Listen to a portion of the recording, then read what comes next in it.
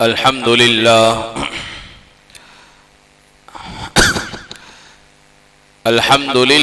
नहमदुहु व नस्तईनुहु व नस्तगफिरुह व नुमिनु बिही व नतवक्कलु अलैहि व नऊज़ु बिल्लाहि मिन शुरूरि अनफुसिना व मिन सय्यिआति अमालिना मन यहदिहिल्लाहु फला मुज़िल्ल लहु व मन युज़लिल्हु फला हादिय लहु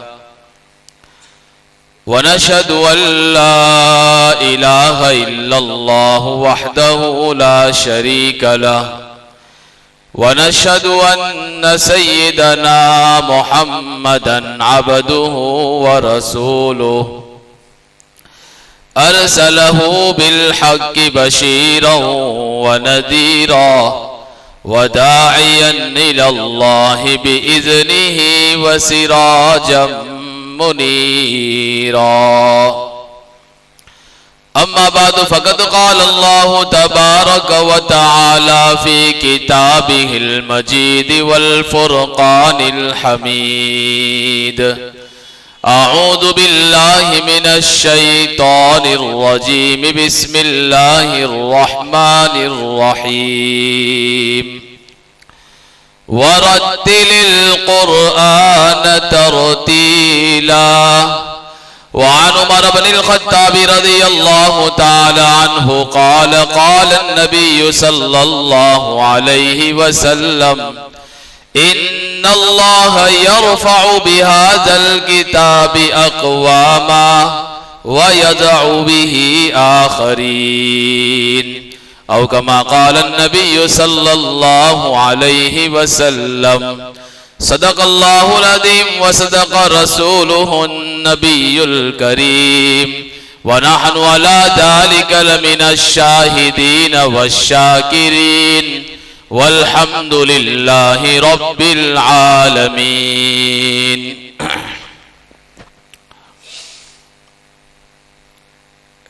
किताबों में जो अफजल है उसे कुरान कहते हैं। किताबों में जो अफजल है उसे कुरान कहते हैं। उसे जिसने उतारा है उसे रहमान कहते हैं। सजा ले अपने सीने में जो उसके 30 पारों को, सजा ले अपने सीने में जो उसके 30 पारों को, ज़माने भर में उसको हाफिज़े कुरान कहते हैं।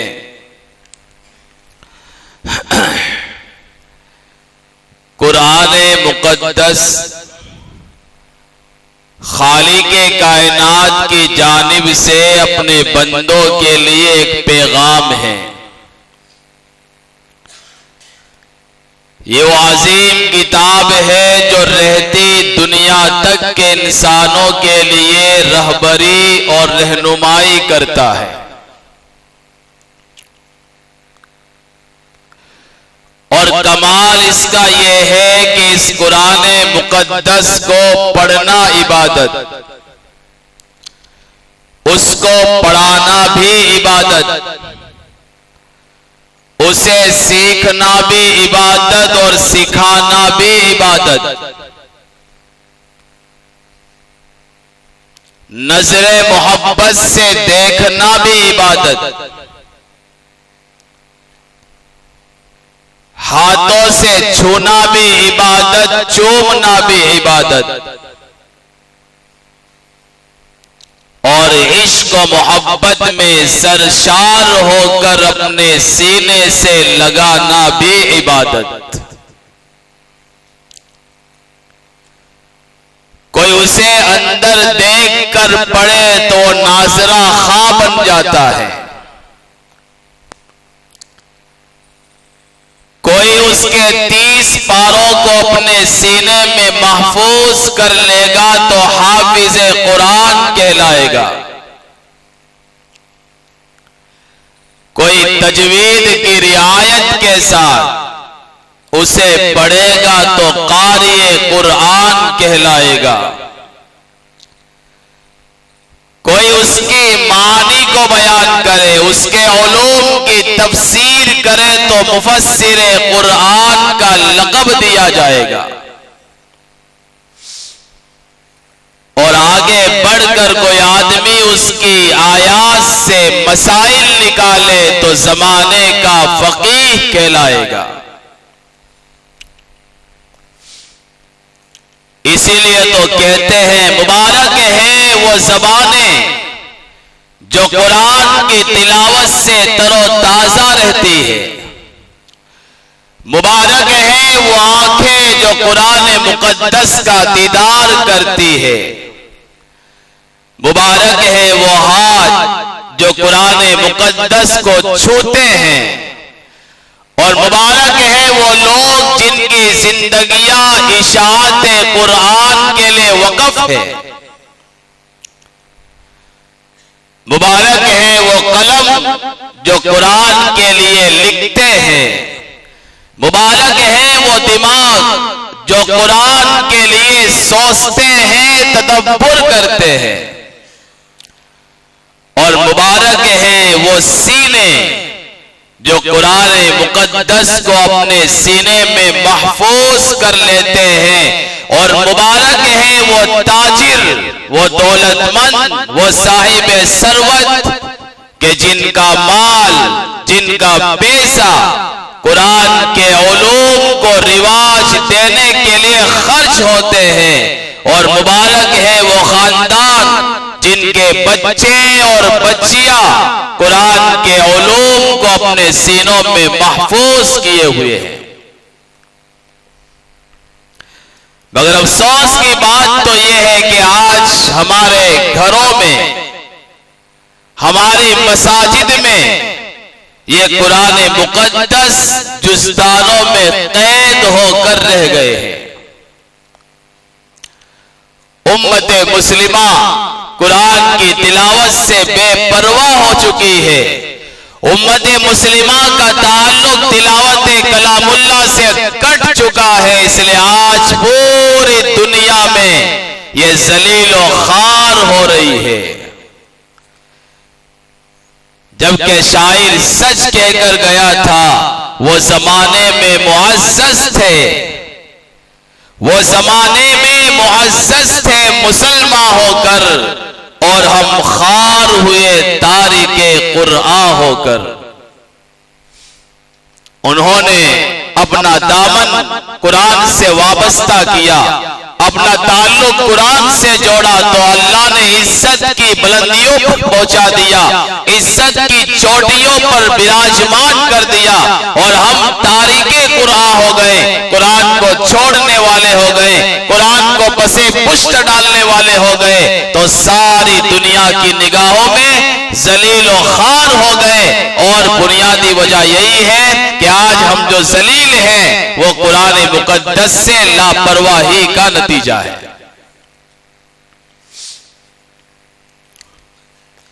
नबी अकरम सल्लल्लाहु अलैहि वसल्लम के सहाबा को हम देखें कि जो भी सहाबी आया कुरान के उलूम से वाबस्ता हुआ, दामने कुरान को थामा, तो अल्लाह ताला ने कामयाबी और कामरानी से नवाजा। अगर सिद्दीक को सदाकत मिली है तो कुरान के वास्ते से, फारूक को अदालत मिली है तो कुरान के वास्ते से, उस्मान गनी को सखावत मिली है तो कुरान के वास्ते से, हैदर कर्रार को शुजाअत मिली है तो कुरान करीम के वास्ते से, कि कुरान को जिसने भी थामा कुरान ने हर एक को ऊंचा कर दिया। व रफ़अना लका ज़िक्रक, कुरान नबी के बारे में कहता है कि हमने आपके जिक्र को, आपके मर्तबे को, आपके तस्कीरे को इतना ऊंचा कर दिया कि जब भी खुदा का नाम लिया जाएगा, नबी का नाम लिया जाएगा और नबी के साथ आपके जानिसारों का तस्कीरा जरूर भी जरूर किया जाएगा।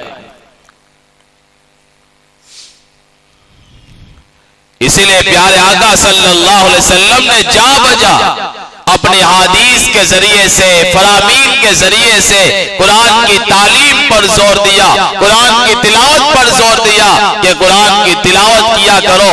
जो कुरान सीखता है, सिखाता है, वो दुनिया में बेहतरीन आदमी है। कभी ये फरमाया और कभी यूं फरमाया, हाफिज कुरान से कल क़यामत के दिन कहा जाएगा कि कुरान पढ़ता जा, जन्नत के दर्जों पर चढ़ता जा।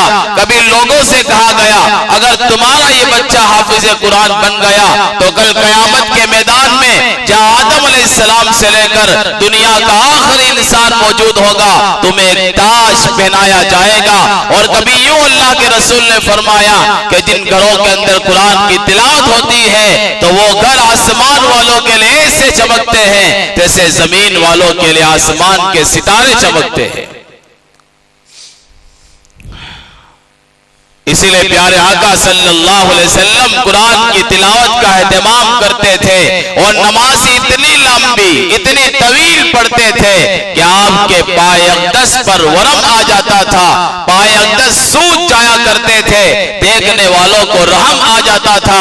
कभी सूरह बकरा, सूरह निसा, सूरह आले इमरान एक एक रकात में पढ़ी जा रही है। ये तो नबी है, वो अपनी जगह, लेकिन आपके इशारों पर अपना तन मन कुर्बान करने वाले सहाबा उस्मान गनी रज़ी अल्लाह ताला अन्हु वितर की एक एक रकात में पूरा कुरान खत्म कर लिया करते थे। इतना शौक और ज़ौक़ निगाह नबूवत ने सहाबा के अंदर कुरान की तिलावत का पैदा कर दिया था।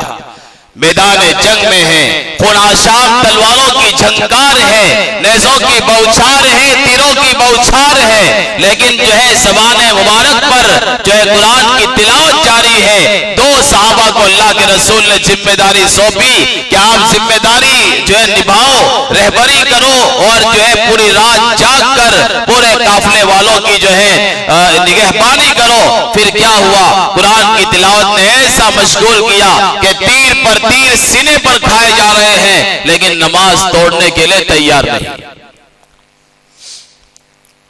कुरान मुकद्दस की तिलावत का इतना शौक और ज़ौक़ सहाबा के दिलों में मौजूद था। सामने माह रमजान आ रहा है और उलमा ये फरमाते माह सियाम यानी रोजों का महीना असल में माह कुरान है। यह कुरान का महीना है, आपस के अंदर ताल्लुक है रोजों और कुरान को, कि कुरान की तिलावत उसका एहतमाम अभी से किया जाए। पढ़ना नहीं आता, पढ़ना सीखे। अटक के पढ़ रहा है, मशक्कत के साथ पढ़ रहा है, फज़ाइल अमाल में बार बार हम सुनते हैं दोहरा अजर है, डबल अजर है, एक पढ़ने का एक अटकने का। तो कुरान को सीखा जाए, उसे पढ़ा जाए मोहब्बत के साथ, इश्क के साथ, इश्क के अंदर सरशार होकर पढ़ा जाए तो अल्लाह की तरफ से बरकतों और रहमतों का नुज़ूल होगा। और कुरान की तिलावत के आदाब ये हैं कि एक तो तजवीद की रियायत के साथ, हुरूफ के मखारिज के साथ उसकी तिलावत की जाए, तेजी के साथ, जल्दी के साथ न पढ़ा जाए। उम्मे सलमा रज़ी अल्लाह तआला अन्हा से किसी ने पूछा कि प्यारे आका सल्लल्लाहु अलैहि वसल्लम का अंदाज़ तिलावत क्या था, तो उम्मे सलमा ने पढ़कर दिखाया कि जब आका सूरह फातिहा पढ़ते थे तो यूं पढ़ते थे, अल्हम्दुलिल्लाहि रब्बिल आलमीन अर्रहमानिर रहीम। इस तरह हर आयत को अलाहिदा अलाहिदा करके पढ़ते थे। अब्दुल्लाह इब्न अब्बास रज़ी अल्लाह तआला अन्हुमा मुफस्सिर कुरान है, उनके पास एक शख्स आए, अबू हमजा नामी शख्स। उन्होंने आकर इब्न अब्बास से यूं कहा कि मैं कुरान इतनी तेजी के साथ पढ़ता हूं कि सिर्फ 3 दिन में पूरा कुरान खत्म कर लेता हूं। 3 दिन में पूरा कुरान मैं खत्म कर लेता हूं। तो अब्दुल्लाह इब्न अब्बास रज़ी अल्लाह अन्हुमा ने फरमाया कि मैं सूरह बकरा तरतील के साथ पूरा करूं, ये मुझे ज्यादा पसंद है तुम्हारे पढ़ने के मुकाबले में। वो पढ़ना ही क्या पढ़ना हुआ जो तेजी के साथ पढ़ा जाए, कुरान में गौर और फिक्र न किया जाए। अरे रब से बातें हो रही है और इतनी तेजी के के साथ कि पढ़ने वाले को पता न चले, ये पढ़ना भी कोई पढ़ना हुआ। तो अब्दुल्लाह इब्न अब्बास ने फरमाया, जब पढ़ो तरतील के साथ, वरत्तिलिल कुरान तरतीला, तजवीद की रियायत के साथ, आहिस्ता आहिस्ता। आज मैं और आप 5 खत्म के चक्कर में, 10 कुरान के खत्म के चक्कर में इतनी जल्दी पढ़ते हैं कि अल्फाज भी सही समझ में नहीं आते हैं, अल्फाज कट जाते हैं, अल्फाज चबा जाते हैं, अल्फाज इधर से उधर हो जाते हैं, हालांकि ये पढ़ना नहीं हुआ। इसलिए जब भी कुरान मुकद्दस की तिलावत के लिए बैठे तो जल्दी खत्म करने की फिक्र न हो, अच्छी तरह पढ़ने की फिक्र हो। क्यों? कलामुल्लाह का पढ़ना ये रब से राजो नियाज करना है, रब से बातें करना है। इसलिए तजवीद की रियायत के साथ हमें कुरान मुकद्दस की तिलावत करनी चाहिए। ऐसे ही रमजान में रात का जो अमल है वो तरावी है कि तरावी ऐसी मस्जिद में पढ़े जहां इत्मीनान से तरावी पढ़ी जा रही है। और इस मौके पर रुक कर एक गुजारिश ये करूंगा, मोबाइल इस्तेमाल करने का हमें जो है हमें हमारी आदत है, व्हाट्सएप इस्तेमाल करना हमारी आदत है।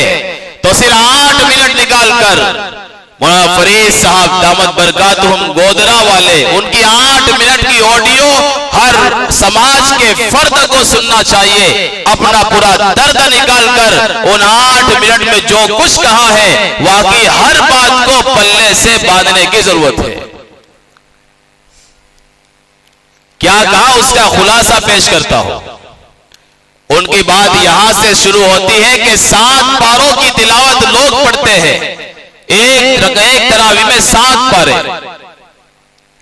और जल्दी खत्म करके यूं समझते हैं कि हमने जो है तरावी खत्म कर ली।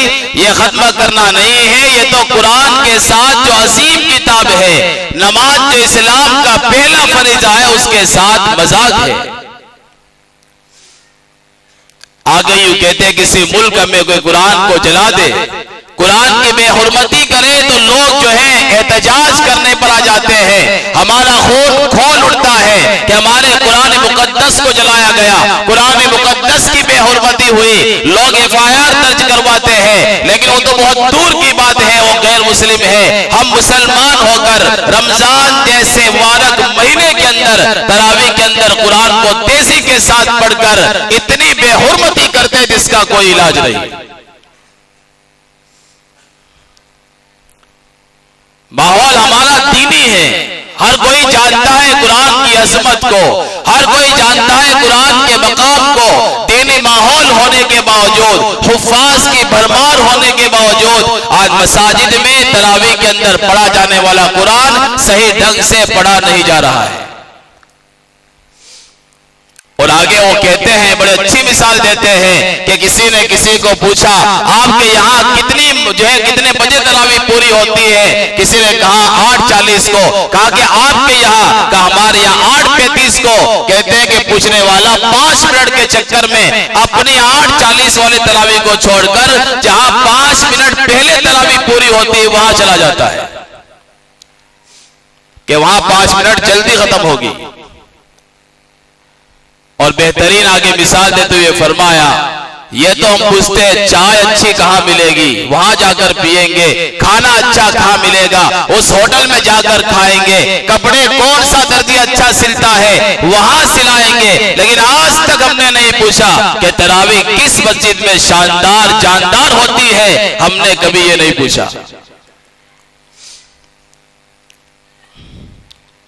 इसलिए हुफ्फाज को भी और इन हुफ्फाज को इंतजाम करने वाली कमेटियों को भी चाहिए कि ऐसे हाफिज़े कुरान का बंदोबस्त करें जो बड़े प्यार से मोहब्बत के साथ कुरान की तिलावत करता हो। हाँ, जल्दी पढ़ने की इजाजत है, लेकिन जैसे हम सूरह सज्दा जुमा के दिन पढ़ते हैं उसमें न तेजी होती है न आहिस्ता होता है, दरमियानी चाल चलते हैं, वैसे अगर पढ़ा जाए तो मेरा यकीन है कि पढ़ने वाले चाहे कितनी देर से खत्म हो जरूर पढ़ते हैं, और ना पढ़ने वाले 10 मिनट में खत्म होगी तब भी नहीं पढ़ेंगे।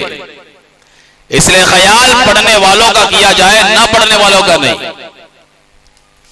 पढ़ने वाले 1.25 घंटा हो जाए, 1.5 घंटा हो जाए, तब भी पढ़ते हैं।